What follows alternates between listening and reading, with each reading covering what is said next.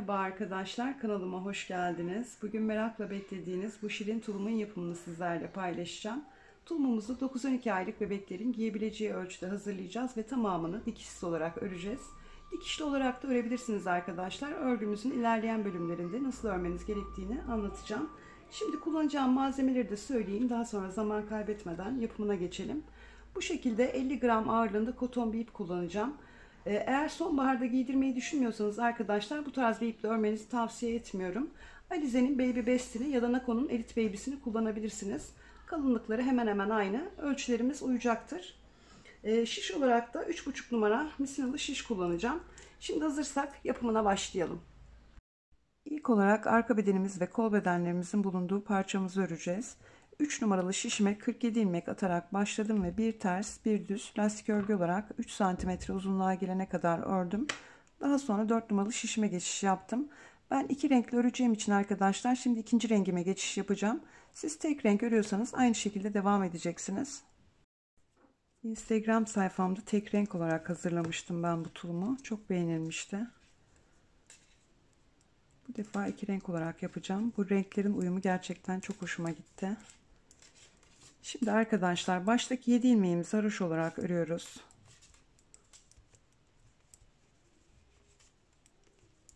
Ve sıra sonunda 7 ilmeğimiz kalana kadar örgümüzün ön yüzünde ilmeklerimizin tamamını düz olarak öreceğiz.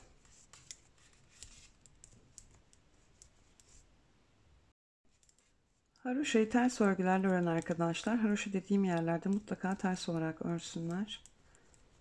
Ben düz olarak ördüğüm için örgümün ön yüzünün tamamını düz olarak öreceğim.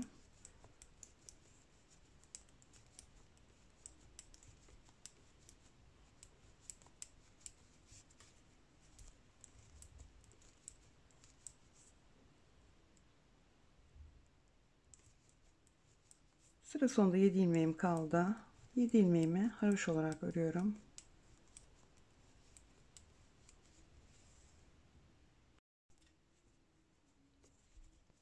Örgümün arka yüzünde baştaki 7 ve sondaki 7 ilmeğimi haroşa, aradaki ilmeklerimin tamamını ters olarak öreceğim.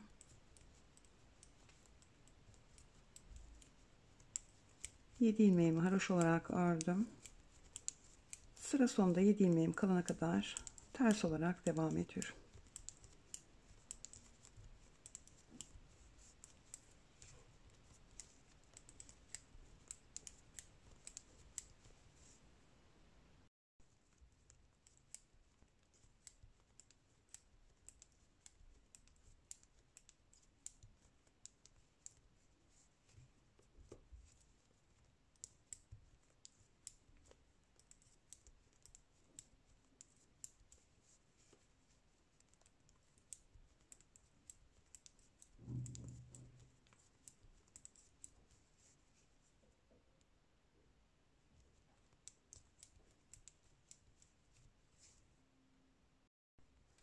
Sıra sonunda 7 ilmeğim kaldı. Haroşa olarak örüyorum.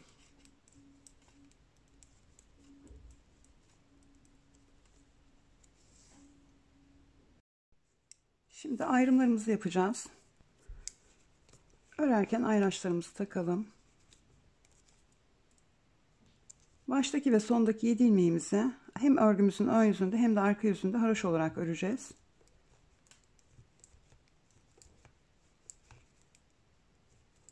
İlmeğimi haroşa olarak ördüm. Şimdi yanına bir ayraç takıyorum. Bir tane ilmeğimi düz olarak örüyorum.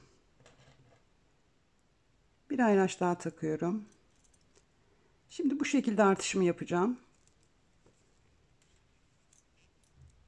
Dilerseniz böyle de yapabilirsiniz. Kol bedenim için 7 ilmeğimi düz olarak örüyorum. 1 2 3 4 5 6 ve 7. Artışımı yapıyorum.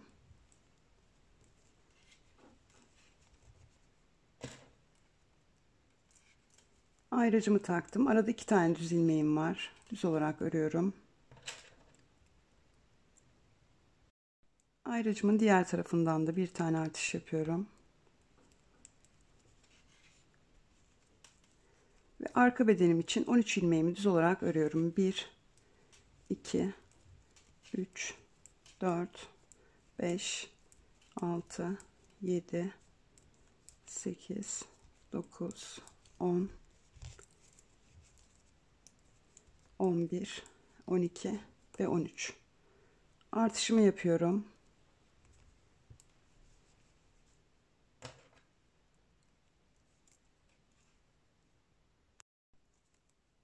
İki tane ilmeğimi düz olarak örüyorum.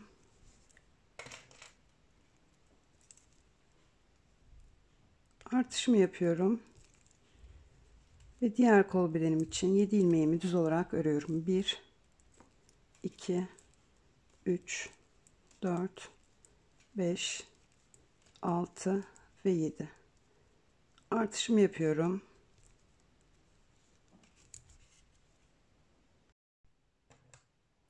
Ayrıcımı takıyorum. Bir tane ilmeğimi düz olarak örüyorum. Ve kenardaki 7 ilmeğimi haroşa olarak örüyorum.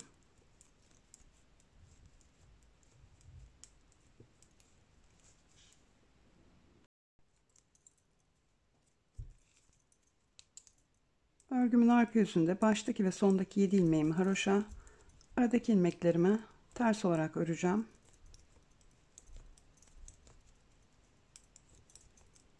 Yedi ilmeğimi haroşa olarak ördüm. Ve sıra sonunda 7 ilmeğim kalana kadar artış ilmeklerim de dahil ters örgülerle öreceğim.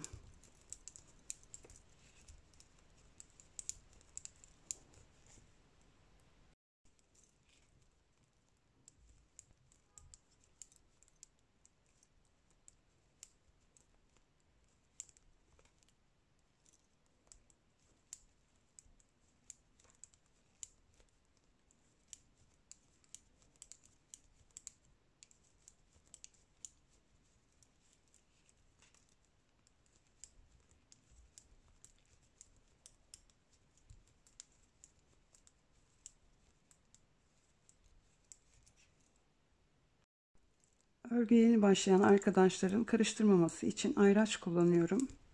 Sizler de mutlaka kullanın. Bu şekilde artış yapacağınız yerleri karıştırmazsınız.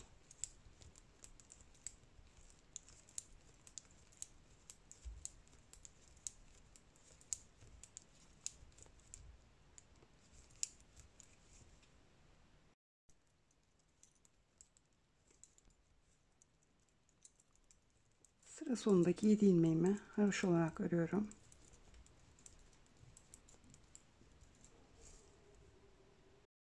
Arkadaşlar birlikte 2 artış sırası daha yapalım. Sonra bu şekilde devam edeceğiz. Örgümün ön yüzünde baştaki 7 ilmeğimi haroşa olarak örüyorum.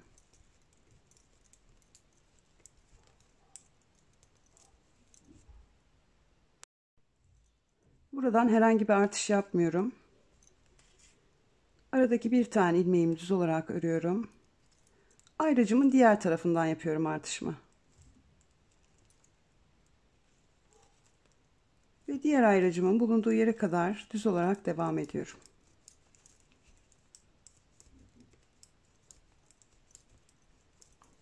Ayracımı gördüm, artışımı yapıyorum. Aradaki 2 tane ilmeğimi düz olarak örüyorum. Ayracımın diğer tarafından da yine artışımı yapıyorum. Ve diğer ayracımın bulunduğu yere kadar örgümün ön yüzüne düz olarak devam ediyorum.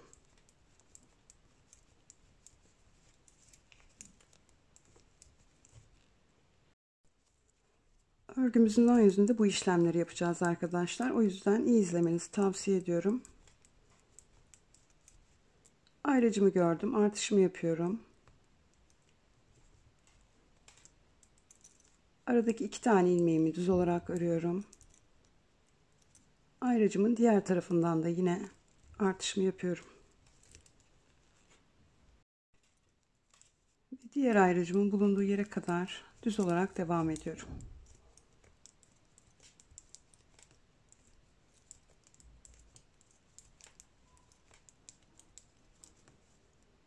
Bir tane artış yapıyorum. 2 İki ayracımın arasındaki bir tane ilmeğimi düz olarak örüyorum.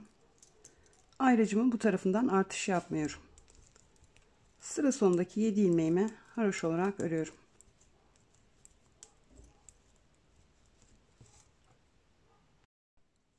Örgümüzün arka yüzünde herhangi bir değişiklik yapmıyoruz.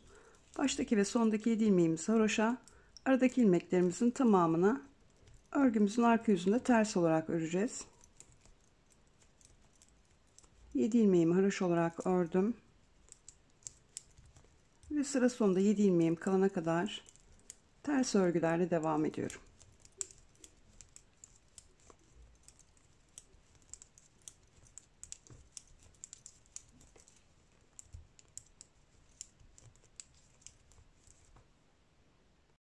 Sıra sonunda 7 ilmeğim kalana kadar ilmeklerimi ters olarak örüp geliyorum. Sıra sonunda 7 ilmeğim kaldı. Haroşa olarak örüyorum. Ön yüzümüzde artışlarımızı bir kez daha birlikte yapalım. Sonra bu şekilde devam edeceğiz.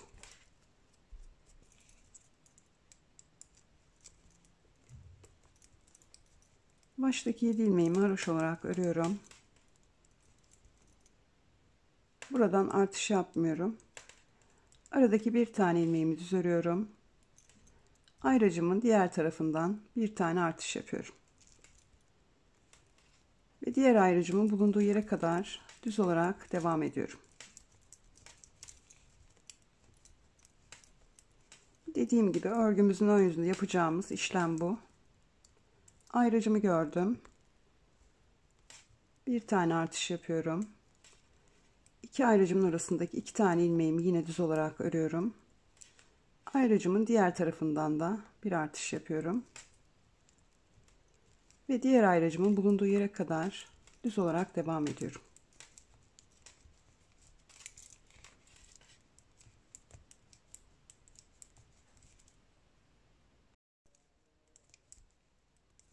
Bu parçamızda ilik açmayacağız arkadaşlar. Ön parçamızda açacağız iliklerimizi.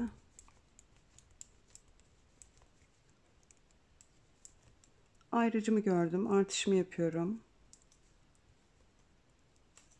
Ayraçlarımın arasındaki 2 tane ilmeğimi düz olarak örüyorum. Ayracımın diğer tarafından da artışımı yapıyorum. Ve diğer ayracımın bulunduğu yere kadar düz olarak devam ediyorum.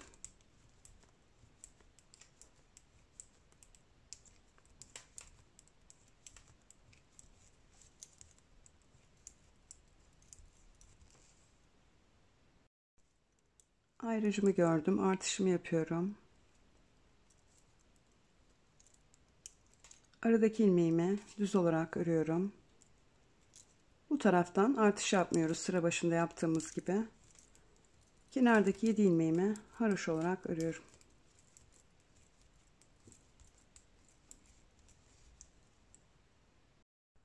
Aynı işlemleri tekrarlayarak 13 cm uzunluğa gelene kadar roba artışlarımı yaptım. Haroşa sıramı saydığım zaman 2, 4, 6, 8, 10, 12, 14, 16, 17. 17 haroşa sırası örmüşüm. Siz buradaki haroşa sırasını değil de arkadaşlar santimetre ölçüsünü baz alırsanız daha sağlıklı sonuçlar elde edersiniz. Biz tulumumuzu 0,9 aylık hazırladığımız için 13 cm uzunluk bizim için yeterli. Eğer 1 yaşa göre hazırlamak isterseniz buranın uzunluğunun 14 cm olması gerekiyor. 14 cm olana kadar artışlarınızı aynı şekilde sürdürün. Şimdi kol ayrımlarımızı yapacağız. Arkadaşlar ayrımlarımızı yaparken kafanız karışmasın diye ayraçlarımı yeniden taktım. Şimdi baştaki 7 ilmeğimi yine haroşa olarak örüyorum. İki ayracın arasındaki bir tane düz ilmeğimi düz olarak örüyorum. Kol bedenime ait ilmeklerimi ayracımın bulunduğu yere kadar ipimin üzerine alacağım. İsterseniz bu şekilde ilmek tutucu da kullanabilirsiniz.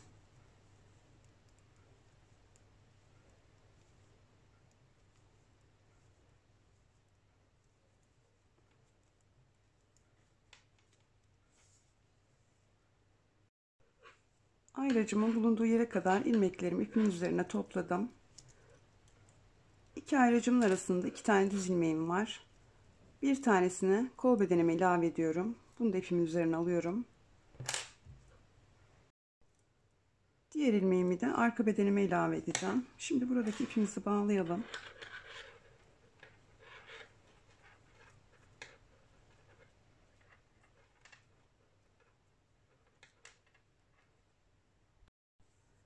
Şimdi farklı bir iple arka bedenime ait ilmeklerimi 4 sıra öreceğim.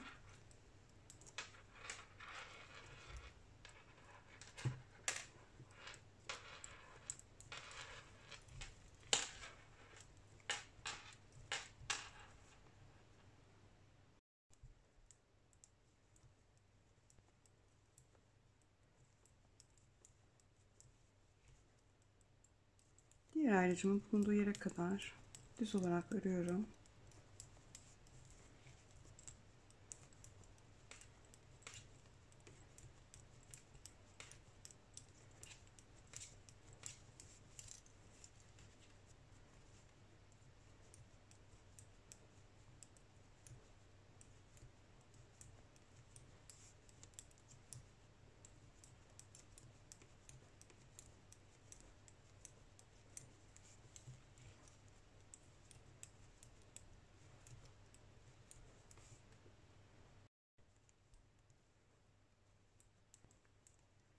İki ayrıcımın arasındaki ilmeklerimin bir tanesine arka bedenime ilave ediyorum. Diğerini bu tarafta yaptığımız gibi kol bedenime dahil edeceğim.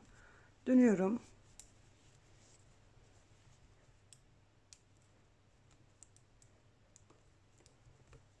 Arka sıramda ters olarak örüyorum arka bedenimi.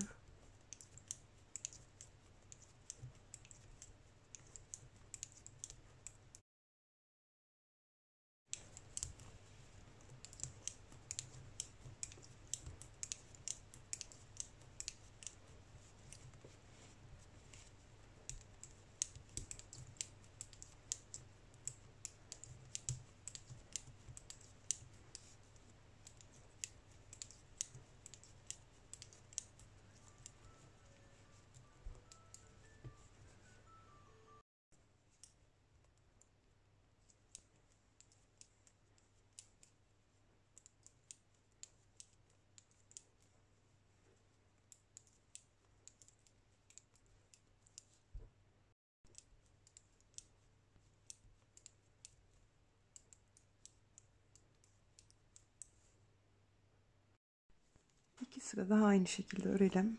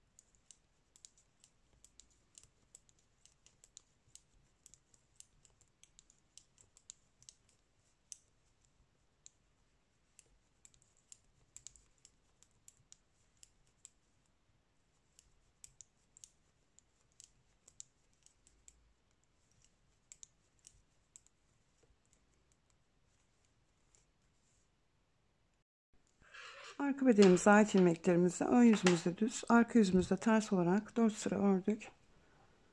Şimdi ipimizi keselim. Artık mevcut ipimizle örgümüze devam edeceğiz. 4 tane artış yapıyorum bu şekilde.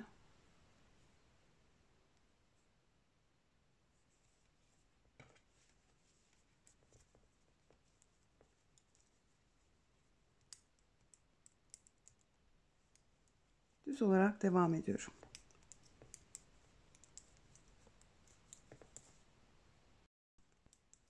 Diğer kol ayrımımızı da yapacağız birazdan.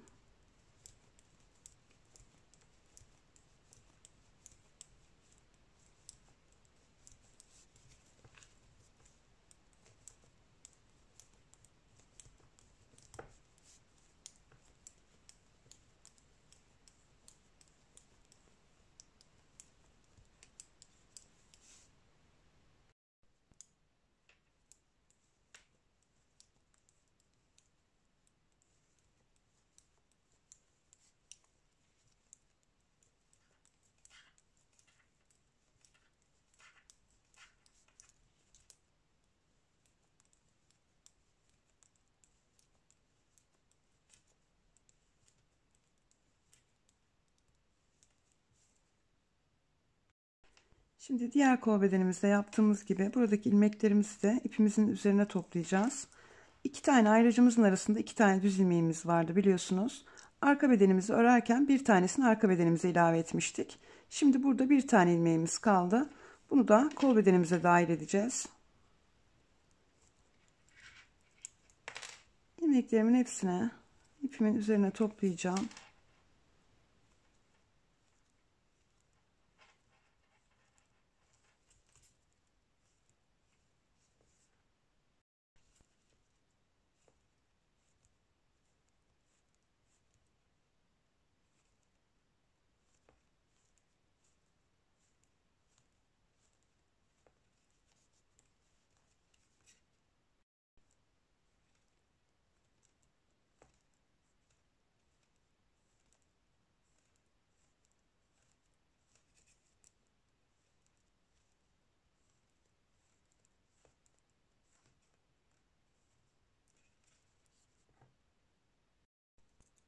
Bu tarafta da sıra başında yaptığımız gibi kenardaki 7 haroşamızı ve 2 ayrıcımızın arasındaki düz ilmeğimizi bıraktık. Şimdi ipimizi bağlayalım.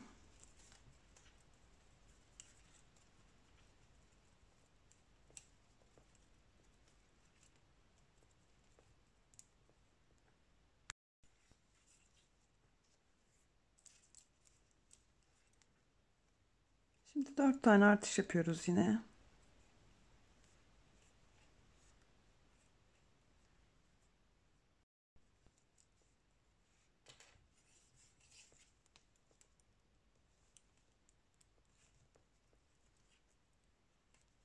Kenar ilmeklerimizi yine haroş olarak öreceğiz.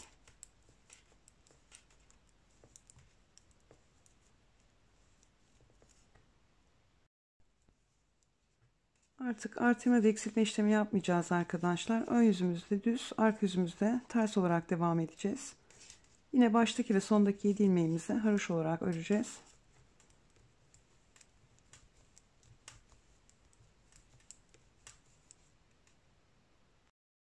Yedi ilmeğimi haroş olarak ördüm.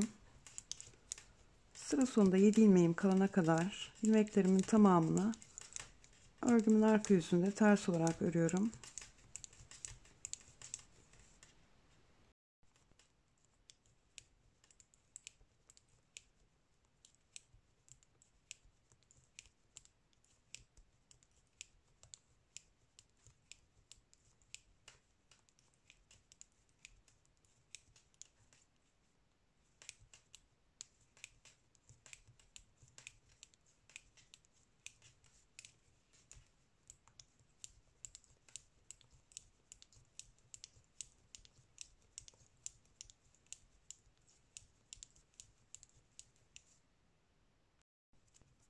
Birazdan söyleyeceğim ölçüye gelene kadar örgümüzün arka yüzünde şimdi yaptığımız işlemi yapacağız devamlı.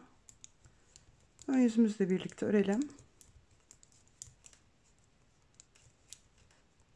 önlerde düz, arkalarda ters olarak devam edeceğiz arkadaşlar sadece.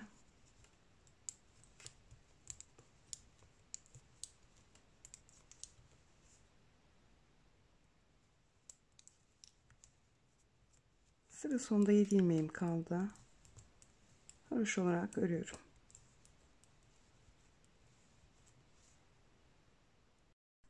Örgümüzün ön yüzünde de yine baştaki ve sondaki 7 ilmeğimizi haroşa, aradaki ilmeklerimizin tamamına düz olarak öreceğiz.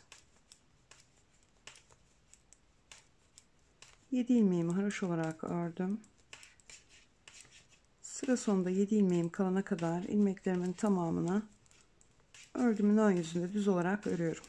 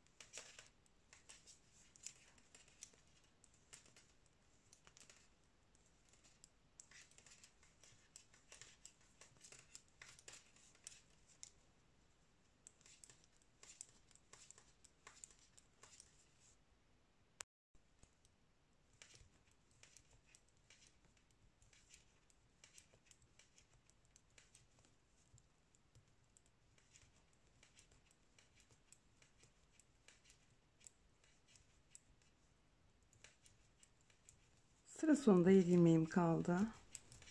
Haroşa olarak örüyorum.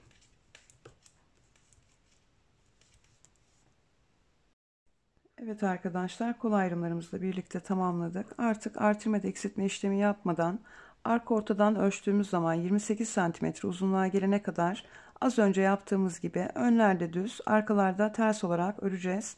Yine sıra başındaki ve sıra sonundaki 7 ilmeğimizi hem örgümüzün ön yüzünde hem de arka yüzünde haroşa olarak öreceğiz. Şimdi ben vermiş olduğum ölçüye gelene kadar tamamlayayım arkadaşlar. Daha sonra birlikte devam edelim. Evet arkadaşlar, arka ortadan itibaren 28 cm uzunluğa gelene kadar ördüm. Şimdi arka bedenimizi bir kenara alıp ön bedenimize devam edeceğiz. Şişime 23 ilmek atarak başladım ve bir ters bir düz lastik örgü olarak 4 sıra ördüm. Şimdi ilk iliğimi açacağım. İlk ilmeğimi örmeden alıyorum. İkinci ilmeğim ters. Ters olarak örüyorum. Üçüncü ilmeğim düz. Düz olarak örüyorum. Bir doluyorum. 2 ilmeğimi birlikte alarak kesiyorum. Ve yine tersleri ters, düzleri düz olarak örüp sonda yine bir ilik daha açacağız.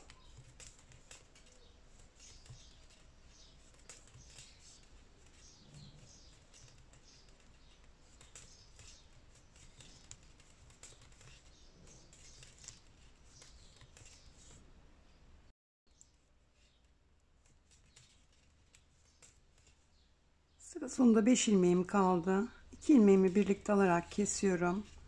Bir doluyorum. Yine düzleri düz, tersleri ters olarak örüyorum.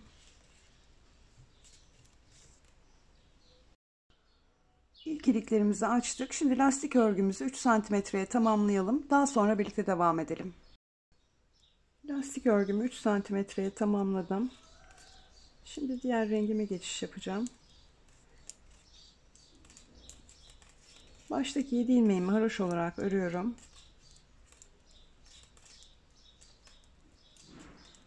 Ve sıra sonunda 7 ilmeğim kalana kadar ön yüzümde ilmeklerimi arka bedenimizde yaptığımız gibi düz olarak örüyorum.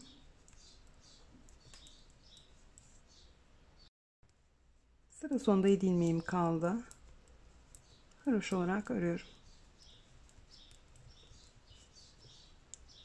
Bu ilk sıramızda artış yapmıyoruz arkadaşlar. İkinci sıramızda yapacağız. Örgümün arka yüzünde yine baştaki 7 ilmeğimi haroşa olarak örüyorum. Ve sıra sonunda 7 ilmeğim kalana kadar ters olarak devam ediyorum.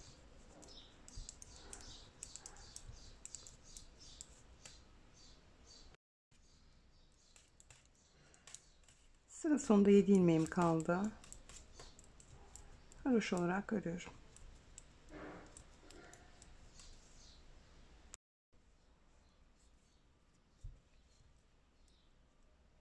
Örgümün ön yüzünde baştaki 7 ilmeğimi haroşa olarak örüyorum.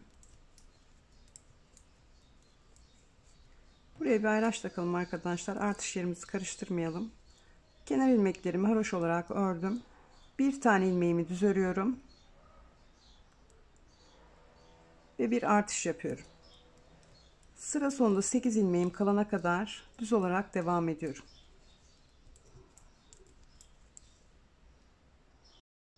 Sıra sonunda 8 ilmeğim kaldı. Bir tane artış yapıyorum. Kenar ilmeklerimden sonraki düz ilmeğimi yine düz olarak örüyorum. Buraya da bir ayraç takalım. Ve sıra sonundaki 7 ilmeğimi haroşa olarak örüyorum.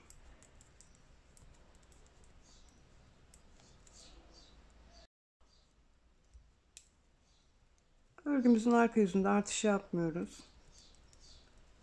Haroşayı haroşa, düzleri düz, tersleri ters olarak öreceğiz. Kenar ilmeklerimi haroşa olarak ördüm. Ve sıra sonunda 7 ilmeğim kalana kadar örgümün arka yüzünde ters olarak devam ediyorum.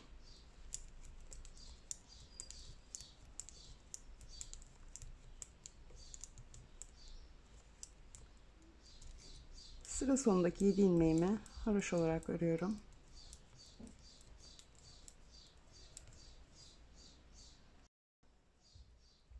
Bir sıra daha birlikte artış yapalım arkadaşlar. Sonra bu şekilde devam edeceğiz. Ön yüzümde baştaki 7 ilmeğimi haroşa olarak örüyorum.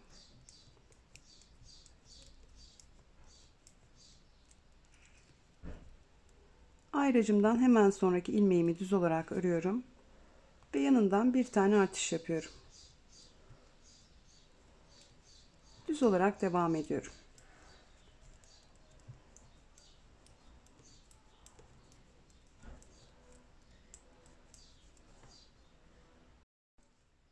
Ayracımın hemen bu tarafındaki düz ilmeğimin yanından bir artış yapıyorum. Buradaki ilmeğimi yine düz olarak örüyorum. Ve kenar ilmeklerime haroşa olarak örüyorum.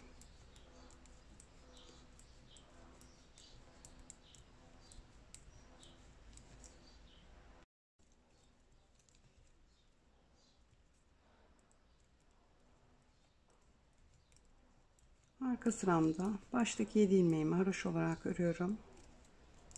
Ve artış ilmeklerim dahil sıra sonunda 7 ilmeğim kalana kadar ters olarak devam ediyorum.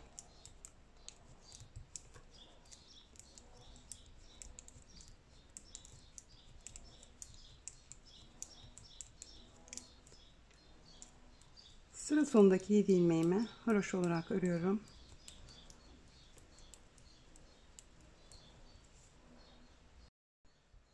Bir artış sırası daha yapalım. Artışlarımızı aynı yerden aynı şekilde yapacağız arkadaşlar. Yani örgünün devamında şu an yaptıklarımızı tekrarlayacağız.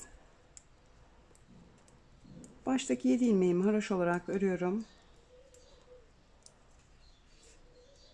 Ayracımdan hemen sonraki ilmeğimi düz olarak örüyorum. Ve yanından bir artış yapıyorum. Artışlarınızı dediğim gibi bu şekilde de yapabilirsiniz. Ve düz olarak devam ediyorum.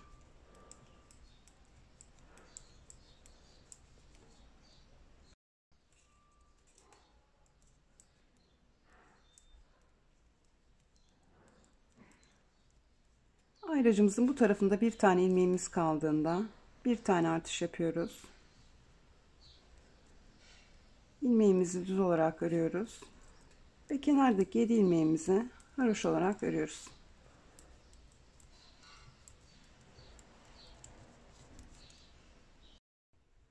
Evet arkadaşlar, ön bedenimizin artışlarını bu şekilde arka bedenimizde olduğu gibi 13 cm uzunluğa gelene kadar tekrarlayalım. Artışlarımızı tamamladığımızda yine arka bedenimizde yaptığımız gibi herhangi bir artırma ya da eksiltme işlemi yapmadan baştaki ve sondaki 7 ilmeğimizi haroşa, aradaki ilmeklerimizi önlerde düz, arkalarda ters olarak arka bedenimizin uzunluğuna gelene kadar örelim. Ben bu tulumun somon rengini hazırlamıştım tek renk olarak ve Instagram sayfamda çok beğeni almıştı. Bugün iki renk olarak hazırlayacağım. Daha bir efsane olacağını düşünüyorum. Çünkü ortasına yakada kullandığım renkle tavşan figürü yapacağım. Dilerseniz ekran fotosunu alıp sizler de bu şekilde tavşan yapabilirsiniz. Bu arada arkadaşlar büyük düğmeler kullanacağım. Ben tulumlarda küçük düğmeleri çok sevmiyorum. Ama tabii tercihinize bağlı. İstediğiniz gibi kullanabilirsiniz. Hatta buradan küçük düğmelerle de duruşunu göstereyim.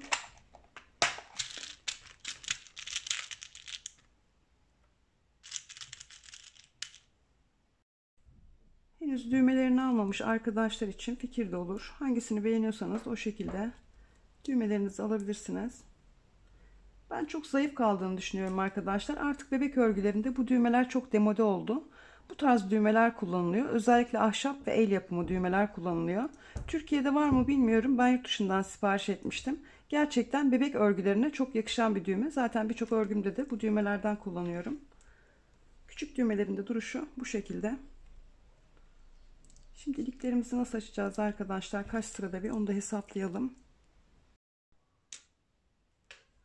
İlk iliğimizi biliyorsunuz 5. sıramızda açmıştık. Altında da birkaç sıra daha lastik örgümüz var. Çünkü 3 santimetreye tamamladık. Dolayısıyla ikinci iliğimizi diğer iliklerimizden farklı sıralamayla açacağız ki orantılı olsun. Buradaki lastik örgülerini 2 haroşa sırası olarak sayıyorum. 10 haroşa sırası arayla ilik açacağım için 2 diyelim oraya. 3, 4, 5, 6, 7, 8, 9, 10.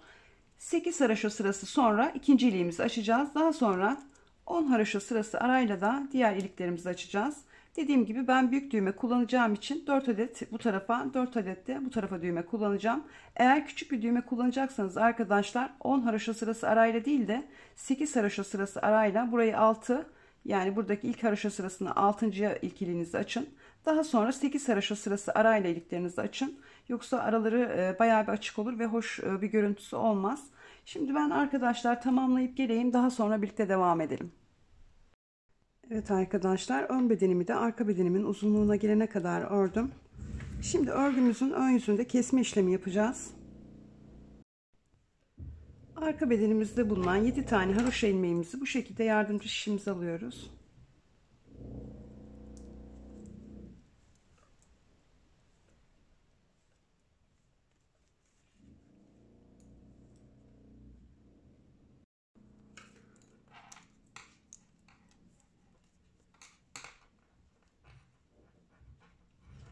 Karşılıklı ilmeklerimizi alarak kesme işlemi yapacağız. Daha önce bu tarz kesimler çok yapmıştık. Bir bu ilmekten, bir diğer şişteki ilmekten alıyoruz ve düz olarak örüyoruz.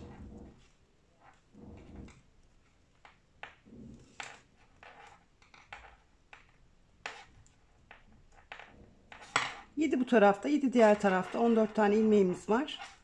7'yi düşürmüş olacağız arkadaşlar.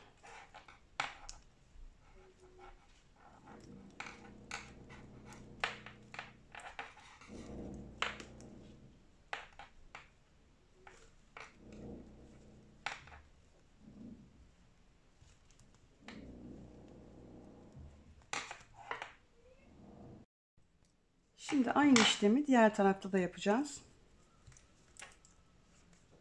Sıra sonunda 7 haroşa ilmeğimiz kalana kadar ön yüzümüzde düz olarak devam ediyoruz.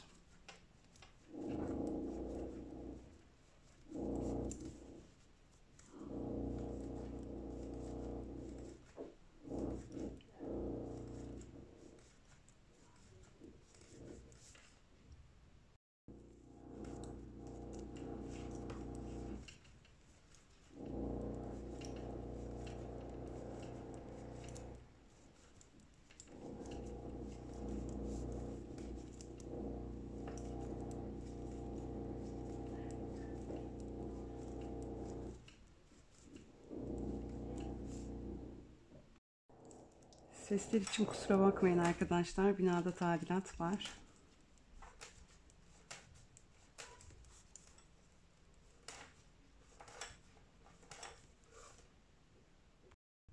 Sıra sonunda 7 ilmeğim kaldı. Yine aynı şekilde arka bedenimdeki 7 tane haroşa ilmeğimi yardımcı şişime alıyorum.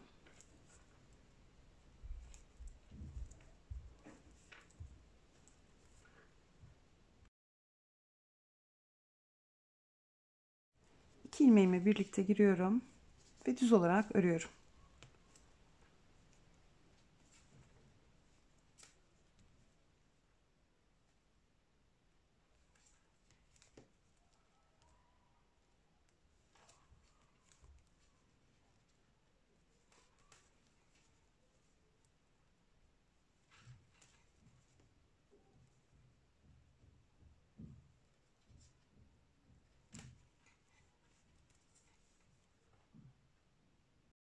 Arkadaşlar şimdi ayraçlarımızı da takalım. İlk kesim yaptığımız haroşa ilmeklerimizin başlangıcına bir tane ayraç takıyoruz. Diğer tarafta da sonda takacağız. Yani buraya.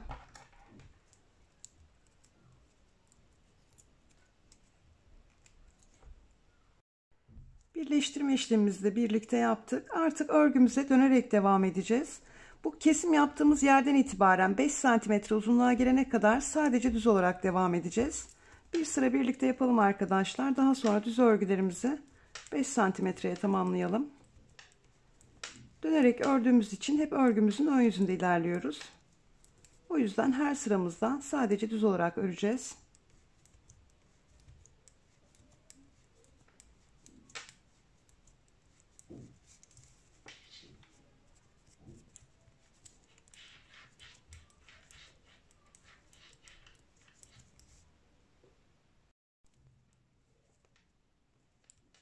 Artık kesim yaptığımız yeri de haroşa olarak örmüyoruz. Dediğim gibi sadece düz örgülerle 5 cm uzunluğa gelene kadar öreceğiz. Şimdi ben tamamlayıp geleyim arkadaşlar. Daha sonra birlikte devam edelim. Evet arkadaşlar, 5 cm uzunluğa gelene kadar dönerek sadece düz örgülerle ördüm. Şimdi A artışlarımızı yapacağız. Daha sonra bacak bedenlerimize devam edeceğiz. Ön ve arka bedenimdeki haroşalarımı birleştirdikten sonra ayraç takmıştım biliyorsunuz iki tarafa da. Şimdi bu ayraçlarımın arasındaki ön bedenime ait ilmeklerimin tam ortasındaki bir tane ilmeğin iki kenarına ayraç taktım. Aynı şekilde yine ayraçlarımı baz alarak aradaki ilmeklerin tam ortasındaki bir tane ilmeğin iki kenarına arka bedenimde de bir tane ayraç taktım. Şimdi artışlarımızı buradan yapacağız. Yine düz olarak devam edeceğiz arkadaşlar.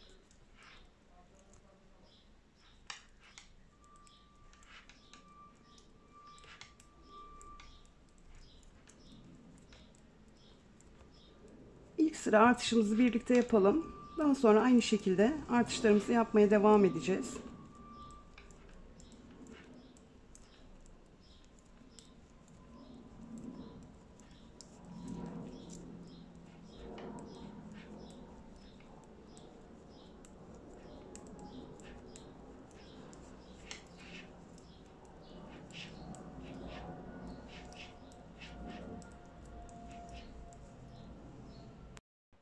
Ayraçlarımın bulunduğu yere kadar düz olarak ördüm. Şimdi aradaki düz ilmeğimin hem sağ tarafından hem de sol tarafından birer tane artış yapacağım.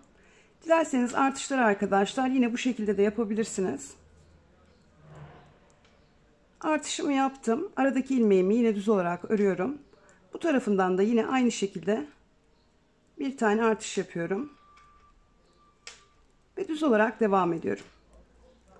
Artışlarımızı sadece ayracımızın arasındaki ilmeklerimizin kenarlarından yapacağız arkadaşlar. Örgümüzün herhangi bir yerinden artış yapmayacağız.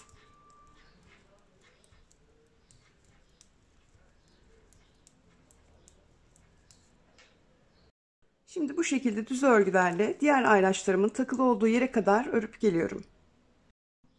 Arka bedenimde takılı olan ayraçlarımın bulunduğu yere kadar ördüm. Şimdi yine aradaki ilmeğimin hem sağ tarafından hem de sol tarafından birer tane artış yapacağım. Artışımı yaptım. Aradaki ilmeğimi örüyorum. Diğer tarafından da yine aynı şekilde bir tane artış yapıyorum. Ve düz olarak devam ediyorum.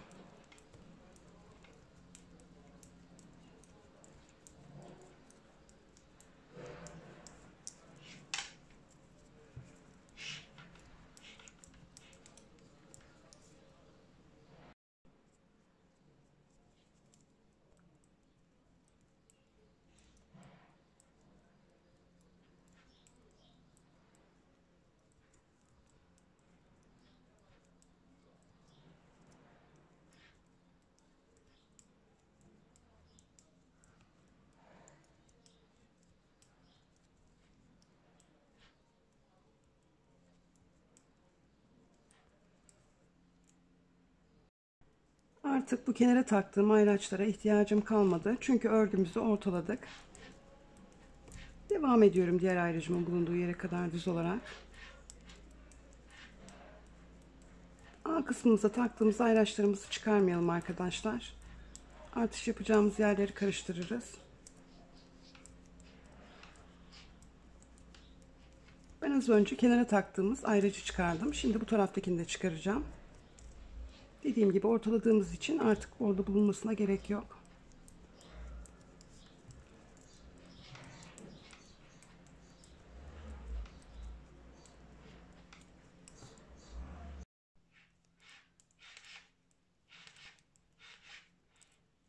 Ön bedenimizde A artışı yaptığımız yere geldik. Bir önceki sıramızda artış yaptığımız için ikinci sıramızda artış yapmadan öreceğiz arkadaşlar. Yani bir sıra artış yapacağız. Bir sıra hiçbir işlem yapmadan var olan ilmeklerimizi düz olarak öreceğiz. Yani iki sırada bir artışlarımızı yapacağız. Şimdi herhangi bir artırma ya da eksiltme işlemi yapmadan yine düz olarak devam edeceğim. Tekrar buraya geldiğim zaman yine artışlarımı yapacağım sağdan ve soldan. Şimdi ben hızlı bir şekilde bu sıramı tamamlayayım arkadaşlar. İkinci kez artışımızı yine birlikte yapalım. Sonra dediğim gibi bu şekilde artışlarımıza aradaki ilmeklerimiz 9 tane olana kadar devam edeceğiz.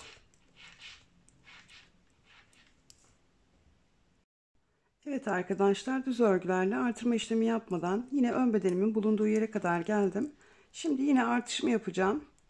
Hemen ayracımızdan sonra yapacağız arkadaşlar artışımızı. Artışımı yapıyorum. Aradaki 3 tane ilmeğimi düz olarak örüyorum. 3 tane ilmeğimin sonunda da yine ayracımın hemen bu tarafında bir artış yapıyorum. Ve düz olarak arka bedenime takmış olduğum ayraçlarımın bulunduğu yere kadar devam ediyorum. Orada da yine aynı şekilde artışlarımızı yapacağız.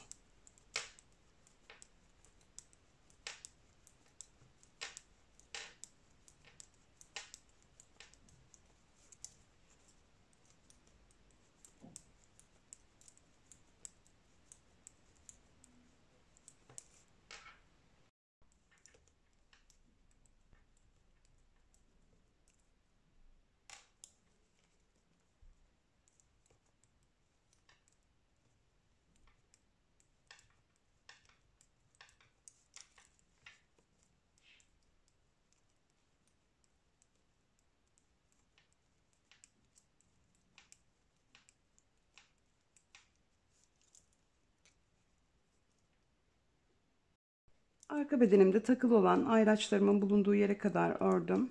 Burada da aynı şekilde artışımı yapacağım. Ayracımdan hemen sonra ilk artışımı yapıyorum. Aradaki ilmeklerimi düz olarak örüyorum. Ayracımın bu tarafından da yine bir artış yapıyorum. Ve düz olarak devam ediyorum. Evet arkadaşlar, birlikte iki kez artışımızı yaptık. Bu şekilde devam edeceğiz. Bir sıra artış yapıyorsak diğer sırada artış yapmadan sadece var olan ilmeklerimizi düz olarak öreceğiz. Dediğim gibi iki ayrıcımızın arasında 9 tane ilmeğimiz olana kadar aynı işlemleri tekrarlayalım. Daha sonra bacak bedenlerimizle devam edelim. A kısmındaki 9 tane ilmeğimi çengelli iğnemin üzerine alacağım. Dilerseniz bir ipin üzerine de alabilirsiniz arkadaşlar.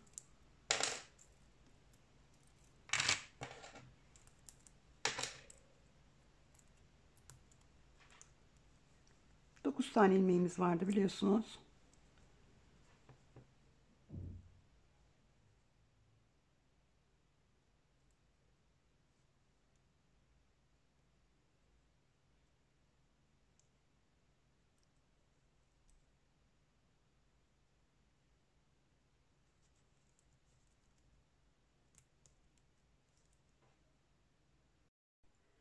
Şimdi aynı numara fakat farklı bir şişle örgümüze devam edeceğiz. Normalde mevcut şişimizle iki bacak bedenimizi de aynı anda örebiliyoruz. Fakat bunu yapabilmeniz için dikişsiz örgü tecrübenizin çok fazla olması gerekiyor. Önce iki şişle pratiklik kazanın. Daha sonra diğerinin yapımını da yine sizlerle paylaşacağım. Buradaki ayracıma ihtiyacım yok.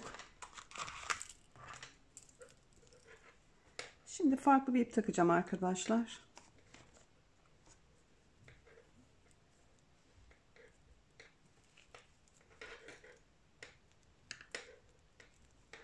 Arka bedenimdeki ayraçlarımın bulunduğu yere kadar düz olarak devam edeceğim. Arka bedenimde de yine iki ayracımın arasında bulunan 9 tane ilmeğimi çengelli iğnemin üzerine alacağım.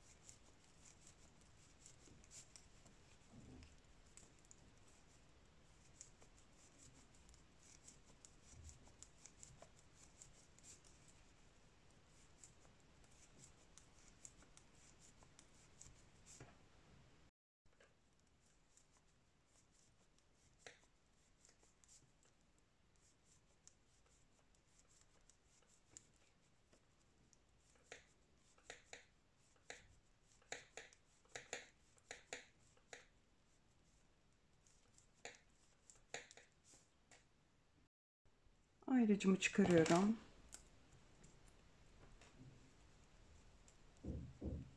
İki ayracımın arasındaki 9 tane ilmeğimi bu tarafta da yine çengelli iğnemin üzerine alacağım.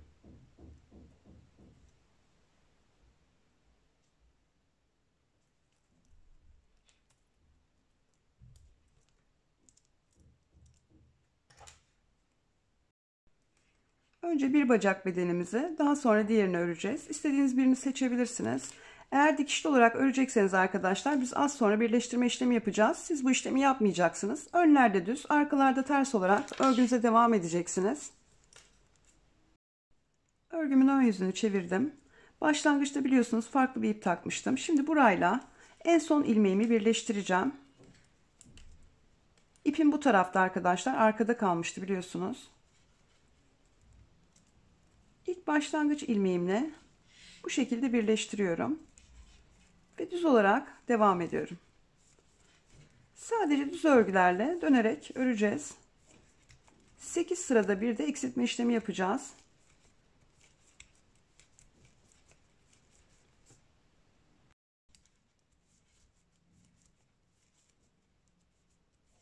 Bir iki sıra birlikte örelim arkadaşlar. Daha sonra 8 sıraya tamamlayıp ilk kesim işlemimizi de yine birlikte yapalım. Daha sonra 8 sırada bir şişimizde 48-49 ilmeğimiz kalana kadar kesimlerimizi aynı şekilde yapacağız.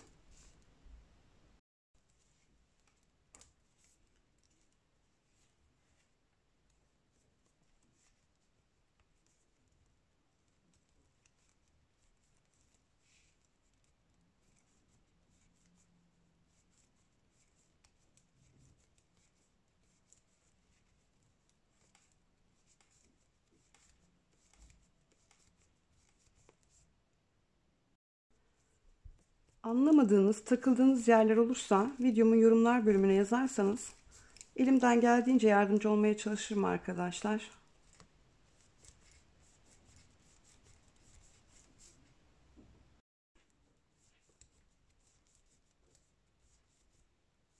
İlk turumuzu birlikte yaptık. Bir tur daha yapalım.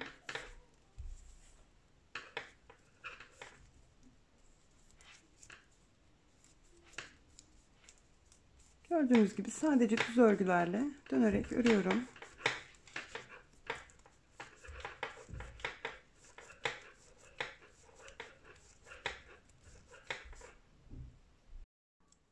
Arkadaşlar, örgü ören herkesin evinde eminim daha önceki örgülerinden kalan parça ipleri vardır.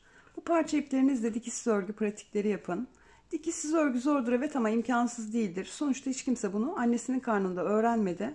Ben biraz pratikle bu işin üstesinden geleceğinize inanıyorum. Öğrendikten sonra da örgülerinizi büyük bir keyifle öreceksiniz arkadaşlar ve dikişli olan örgülere antipati duyacaksınız.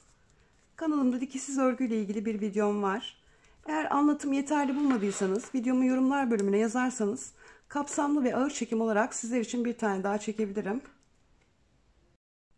İkinci turumuzu da düz olarak hızlı bir şekilde örelim arkadaşlar. Daha sonra 8'e tamamlayıp ilk kesimlerimizi birlikte yapalım.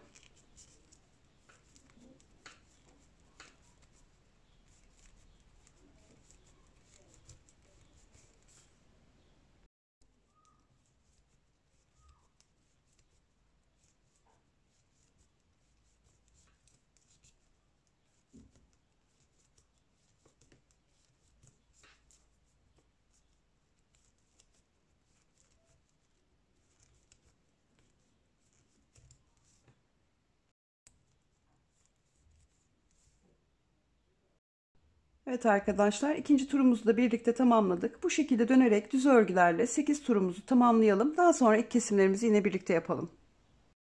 Evet arkadaşlar, sıra sayımı 8'e tamamladım. Şimdi ilk kesimimi yapacağım. İlk ilmeğimi örüyorum. İkinci ve üçüncü ilmeğimi birlikte alarak kesiyorum. Ve sıra sonunda 3 ilmeğim kalana kadar yine düz olarak devam ediyorum.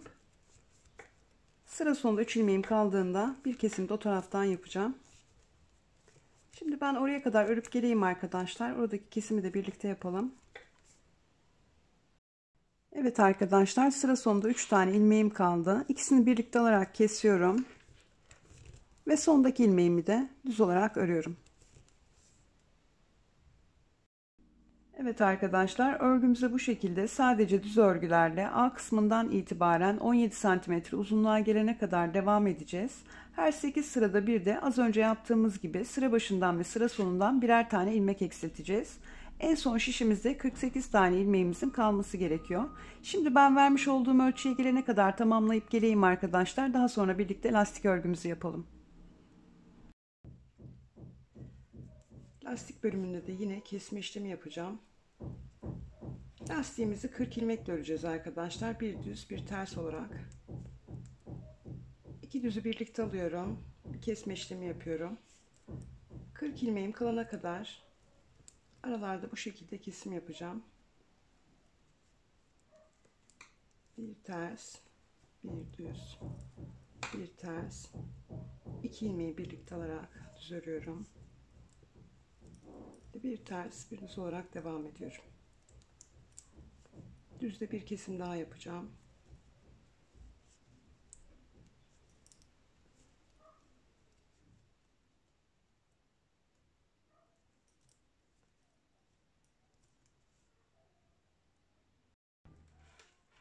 Beş kesim daha yapmam gerekiyor. En son düzde kalmıştık.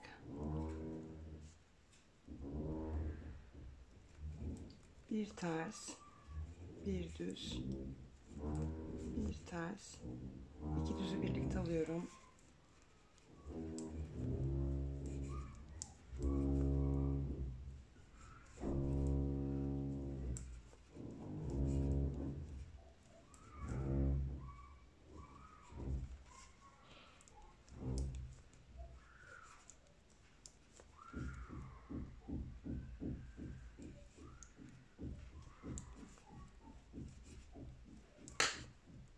Son kesimi de yine aynı şekilde yapıyorum.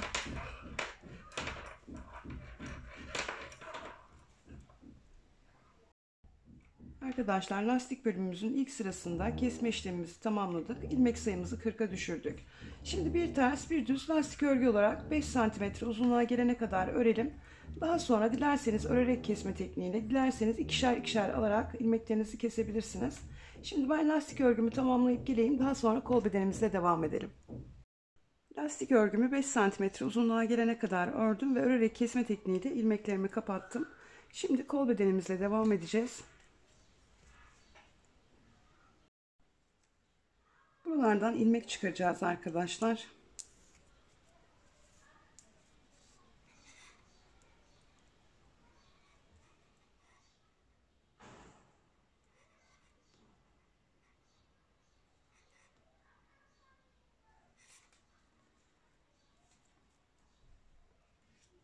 Dört tane bir taraftan çıkardım. 4 tane de bu taraftan çıkaracağım.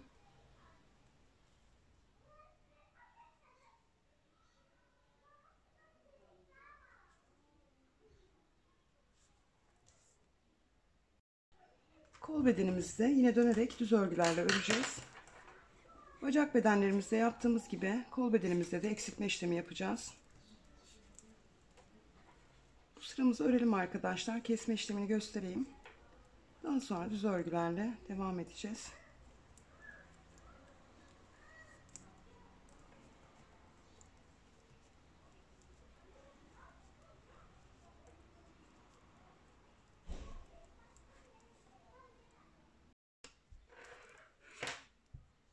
İplerimizin üzerinde bekletmiştik biliyorsunuz ilmeklerimizi. Ben yardımcı şişime ilmeklerimi aldım.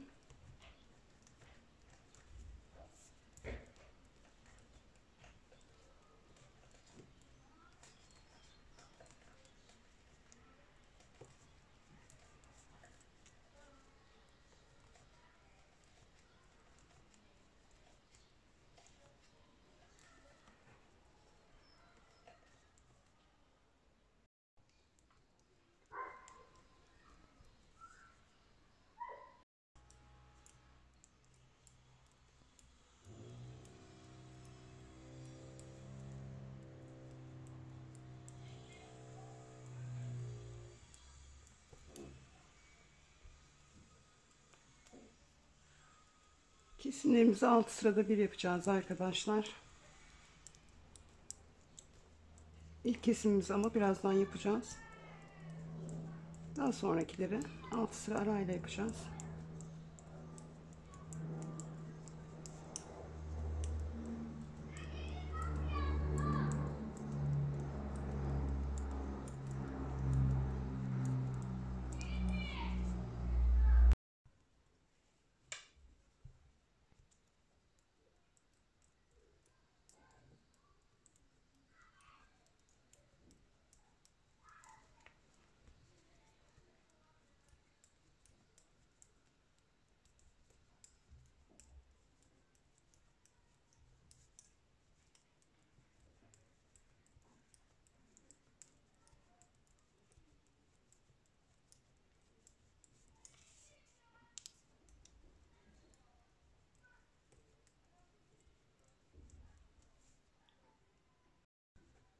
Bacak bedenimizde yaptığımız gibi yapıyoruz kesimlerimizi. İlkini şimdi yapalım hemen. İlk ilmeğimi örüyorum. İkinci ve üçüncü ilmeğimi birlikte alarak kesiyorum. Ve sıra sonunda 3 ilmeğim kaldığında bir kesim de oradan yapacağım.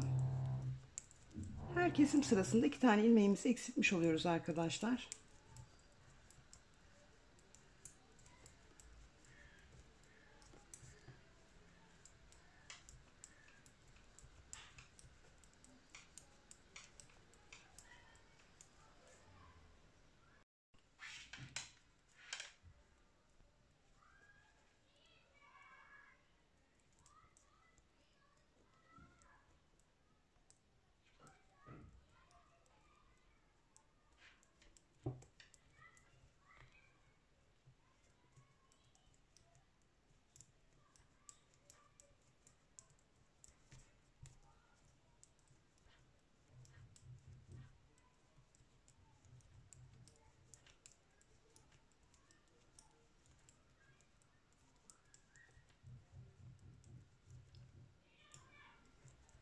Sıra sonunda 3 ilmeğim kaldı. 2 ilmeğimi birlikte alarak kesiyorum.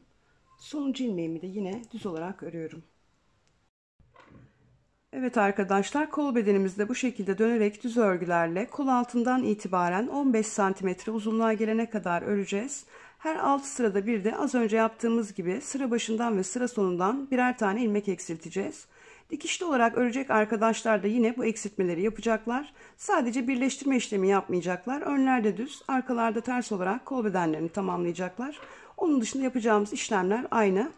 15 santimetre uzunluğa geldiğinde arkadaşlar kol bedenimiz, şişimizde toplamda 38 ila 40 ilmeğimizin kalması gerekiyor. Ben 38 bıraktım.